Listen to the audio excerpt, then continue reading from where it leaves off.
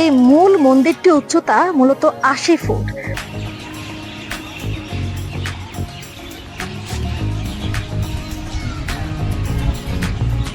অনেকে মনে করেন যে এই মূল মন্দিরের ভেতরে হয়তোবা অনেক প্রাচীন পুরাকীর্তি সোনা দানা ধন সম্পদ থাকবে।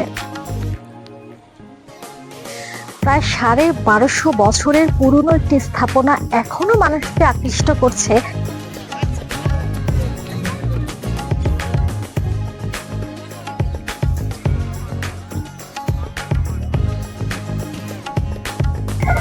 একটু ভাবুন, এমন একটি শান্ত সুন্দর নিরিবিলি পরিবেশে আপনি আপনার প্রিয়জনের হাত ধরে হাঁটছেন।